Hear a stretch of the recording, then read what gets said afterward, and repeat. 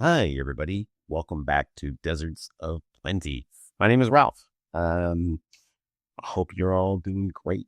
So today I wanted to talk about messengers. Yes, is the key thing.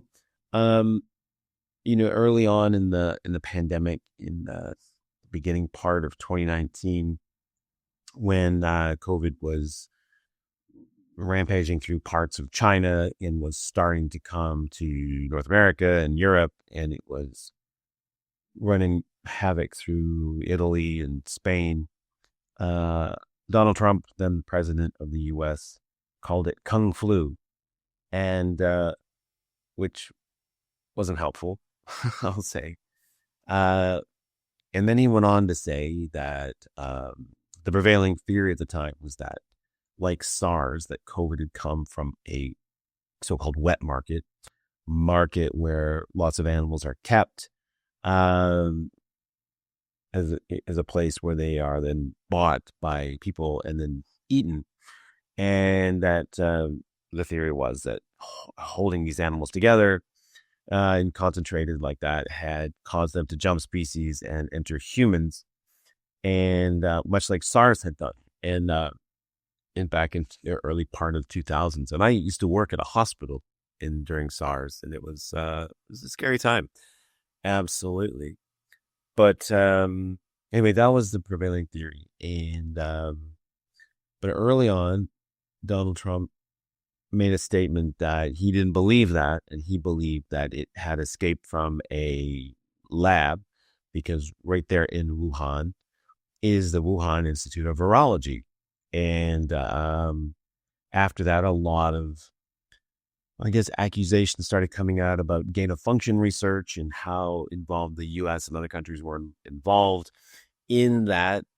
Um, but when Donald Trump, then president, made that statement, it became sort of, it fell into the realm of conspiracy theory, because anything apparently that Donald Trump said became a conspiracy theory to people on the left, and people who, like Donald Trump, took most of what he said, or seemed to, anyway, from my perspective, seemed to believe a lot of what he said.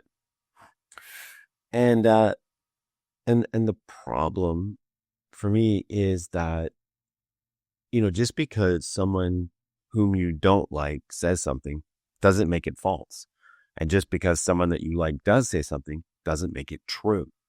But it seems in our now polarized world of tribing up that your tribe trumps everything now. Like, if you are pro Donald Trump, you believe certain things.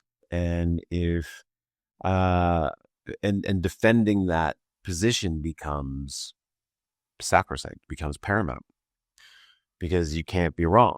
And the similar, if you are anti Donald Trump, then everything he says becomes into the realm of conspiracy theory. And that on itself is bad enough. But, now that time has passed, and, once Donald Trump had said that it came from a lab in Wuhan, then that became a conspiracy theory. And if you, on Facebook or a lot of social media, I guess Twitter did not do this, but certainly Facebook and YouTube, if you, even to this day, I'm pretty sure, but certainly during that time, if you propagated any kind of information that seemed to suggest that it came from a lab and not from a wet market, it was labeled as false information, and that's what it was. And it seems that it was only labeled thus because it came out of Donald Trump's mouth. If it came out of somebody else's mouth, it would have been a very different thing, I believe. Because now, later on, now it's, I guess we're post-pandemic for most of the world. Uh, the concept that this virus escaped from a lab, and there's a lot of labs have leaks. Like, if you Google the number of even labs with higher security than this Wuhan lab, it happens frequently, or at least often enough that it's not unthinkable to happen. It does happen. people do die because they take viruses and other pathogens home with them from work. Um, a lot of now American institutions have quietly said, well, it's more likely that it came from a lab than anywhere else. And I don't know how widely distributed that idea is, or if most people still believe, at least people who are anti-Trump, believe that no, it came from a wet market, and any idea that it came from a lab is conspiracy theory and is on the level of believing what people in QAnon believe, that Democrats run child pornography rings or child prostitution rings, child sex trafficking rings out of the basements of pizza parlors. And that simply is not true. That the evidence now leads heavily towards the idea that it did come from the Wuhan lab. Wuhan lab. Hard to say those two words together. Not from a wet market. And the reasons, I could quote a couple, but it's really, to me, that's less important than this idea that, if someone we don't like says something, we automatically think it is wrong and false. And then anybody whose tribe we're on, or who's in our tribe, or whose side we're on, says something, we tend to believe it.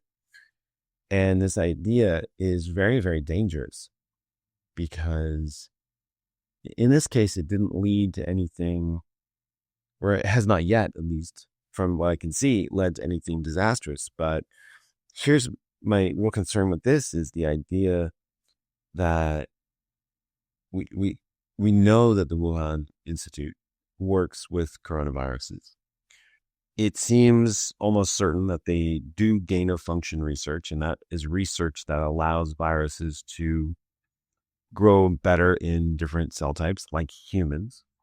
And certainly that kind of research happens. And one of the reasons it may have had a long time coming out that this lab was involved in this stuff, and that the coronavirus may have come from this lab, is because a lot of Western governments, the US, European governments, invest heavily in this research that takes place in this lab in China, because they're one of the places that will do it.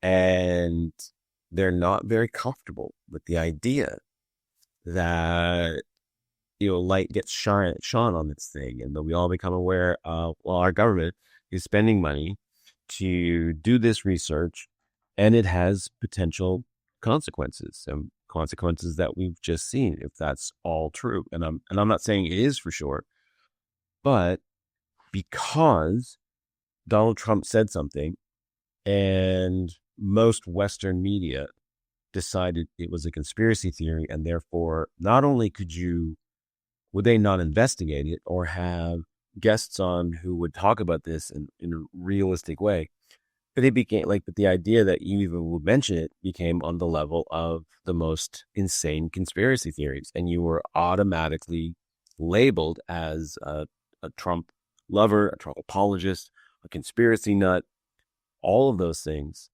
And that is very, very dangerous, because the truth could not be followed.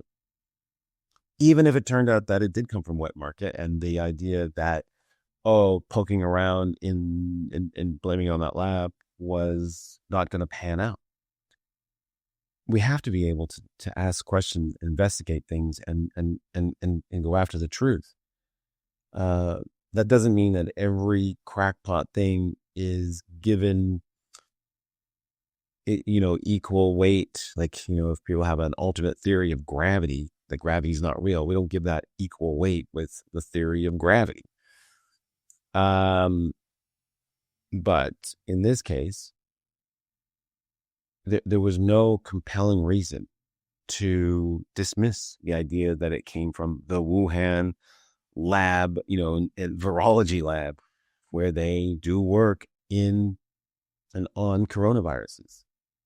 That's not far-fetched. It's not like it was a lab that worked, on this, investigating whether compounds of cigarettes cause cancer. That would have been like, okay, that's a little nuts. But it's a lab that investigates, that works on coronaviruses. So like it's obviously a legitimate question. They go like, well, how do we know it did not come from there?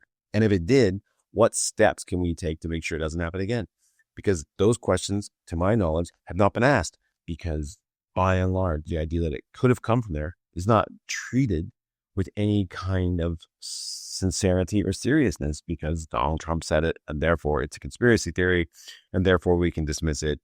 And and the idea that we should be looking at it or thinking about it or asking questions about whether what their level of security is and how this happened, we're not even going to do that, because to even ask that question or entertain that idea gives credence to this conspiracy theory that Donald Trump said, and we all hate Donald Trump, therefore we can't do these things.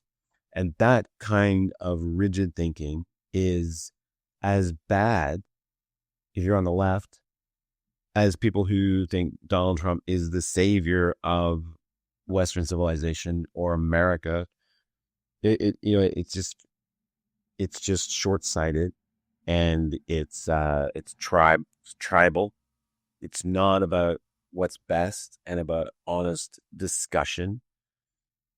And it's fraught with a lot of problems. So this is my challenge to you, is to, if someone that you agree with, believe in, says something, don't just accept it. And similarly, someone you despise says something, don't just reject it. Tribalism is not, it's whatever, it's a tool, and it can be used for good, but it can also be used for bad, like nationalism and religion. And a lot of these tools that we use, these sort of intersubjective realities, our reality that we all kind of agree is real, like money. Money in itself has no value except the value that we all as the society agree together believe. The rules of hockey, those rules only exist because the people who play the game agree to abide by those rules, but they have no objective reality. It's not like gravity. If you don't believe in gravity and you step off a balcony of a building, you're going to fall, whether you believe in gravity or not. If you don't believe in the rules of hockey, if you want to change them, you can do that. You want to believe in the value of money? Well, good luck. But if all of us decided tomorrow that money was worthless, it would be worthless. It's not objective reality. It's an intersubjective thing. It's something that we agree together. Anyway, that's my rant for today. Be very skeptical of the things you believe, right? How do you know that's true? And likewise, if you hear something that you disagree with, well, how do you know that's not true? Just because someone I don't like says it doesn't make it false. It could very well be.